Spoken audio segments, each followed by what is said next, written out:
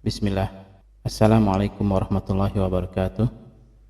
Alhamdulillahilladzi arsala rasulahu bil huda wa dinil haqq liyudhhirahu ala dini kullihi wa kafa billahi syahida. Asyhadu an la ilaha illallah wahdahu la syarikalah wa asyhadu anna Muhammadan abduhu wa rasuluhu amma ba'd. Sahabat-sahabat sekalian, insyaallah kita akan memulai pelajaran tahsin. Tentunya sudah kita ketahui bersama bahwasanya Al-Qur'an itu adalah kumpulan dari huruf-huruf hijaiyah yang membentuk satu kata atau satu kalimat yang apabila cara membacanya keliru maka setidaknya bisa mengubah makna atau mengubah artinya. Maka dibuatlah kaidah, yaitu ilmu tajwid, yang salah satunya adalah makharijul huruf, yaitu tempat keluarnya huruf-huruf. Pada kesempatan ini saya akan merangkan tentang makharijul huruf.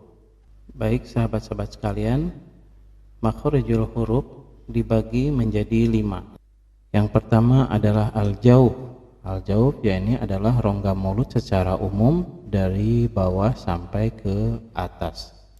Kemudian yang kedua adalah al-halqi, yakni rongga tenggorokan. Yang ketiga adalah khayshum, yakni rongga hidung. Yang keempat adalah al-lisan, yakni lidah. Dan yang kelima adalah syafatain, yakni kedua buah bibir. Baik, saya akan menerangkan satu persatunya. Mulai dari yang pertama tadi adalah al-jauf, yakni rongga mulut. Maka keluar dari al-jauf yakni suara dasar vokal. Didorong nafas dari perut mengalir suara dasar ayuweo.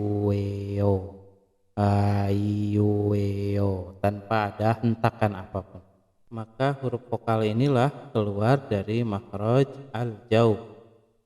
Yang kedua adalah al-halqi, yaitu rongga tenggorokan. Maka al-halqi sendiri itu terbagi menjadi 3. Yang pertama adalah aqsal halqi, yaitu pangkal tenggorokan atau ujung bawah tenggorokan. Dari situ keluar 2 huruf, yaitu alif atau hamzah dan ha besar, a ha. Kemudian selanjutnya adalah wasatul halqi, yakni pertengahan tenggorokan, pertengahan tenggorokan. Maka dari situ keluar 2 huruf, yaitu ain dan ha kecil, a ha. Kemudian naik lagi ke ujung tenggorokan, yaitu adnal halqi, adnal halqi, yaitu ujung luar tenggorokan, Padanya keluar 2 huruf juga, yaitu ghain dan kha, kha. Kebanyakan orang melakukan kesalahan di sini. Huruf kha itu mereka melakukannya di tengah tenggorokan, padahal seharusnya di ujung luar tenggorokan, yaitu adnal halqi, sehingga bunyi kha itu tidak terlalu kotor, Sahabat-sahabat sekalian, selanjutnya kita masuk ke makharijul huruf yang keluar dari rongga hidung, yakni khayshum, rongga hidung yakni khayshum. Maka suara yang keluar dari rongga hidung adalah suara gunnah. Gunnah adalah dengung yang dihasilkan dari beberapa hal, Contohnya gunnah musyaddad, Gunnah musyaddad ini adalah nun ditasdid dan mim ditasdid.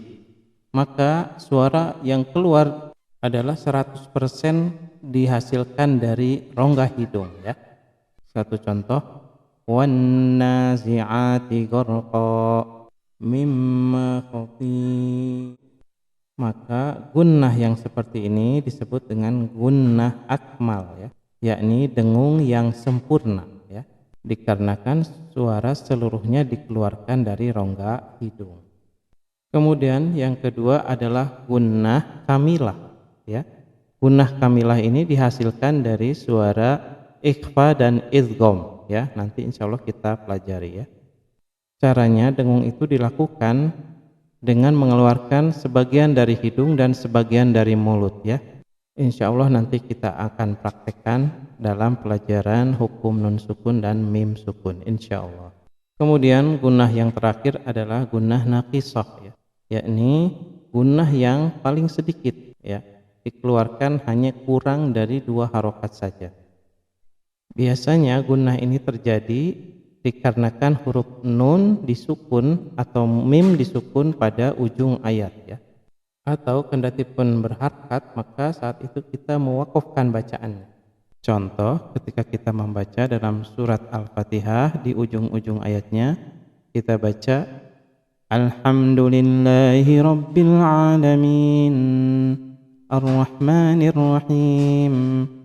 Nah, ujung-ujung ayat itu yang kita baca dengung, maka itu disebut dengan gunnah naqisah. Kemudian kita masuk ke makhrajul huruf yang selanjutnya, yaitu al-lisan, ya. Ini suara yang dikeluarkan dari lidah, ya. Makhrajul huruf al-lisan ini secara garis besar dibagi menjadi 4, ya. Yang pertama adalah aqsal lisan, yakni pangkal lidah atau ujung bawah lidah, ya. Dari situ keluar 2 huruf, yaitu qaf dan kaf. Qaf dan kaf, ya. Kemudian selanjutnya adalah wastul lisan, ya, yakni pertengahan lidah, ya, pertengahan lidah. Keluar padanya 3 huruf, ya, yaitu jim, shin besar, dan ya. Ja, sya, ya. Ja, sya, ya. Kemudian selanjutnya adalah hafatul lisan, yakni ujung pinggiran lidah, ya. Ujung pinggiran lidah dari kanan dan kiri dan depan. Dari sini keluar huruf dot, ya, do, do. Kemudian selanjutnya, ya, ini adalah torful lisan, ya. Torful lisan adalah ujung kepala lidah, ya. Suara yang dihasilkan dari ujung kepala lidah. Dari sini keluar 12 huruf, ya. Ini 12 huruf, diantaranya huruf so, zai, sin kecil, ta, zal, zo, ta, dal, o, lam, nun, dan ro. Demikian sahabat-sahabat. Selanjutnya adalah makhrajul huruf yang dikeluarkan dari syafatain, yakni kedua buah bibir, ya. Maka keluar padanya 4 huruf, ya. 4 huruf, yakni huruf waw, ba, mim, dan fa, ya. Waw, ba, mim, dan fa. Tentunya ini semua agar kita mengeluarkan suara dengan benar, maka kita harus mengetahui dari sifat-sifat huruf, ya. Sifat-sifat huruf dari masing-masing hurufnya. Insya Allah pada bagian selanjutnya kita akan mempelajari sifatul huruf, ya.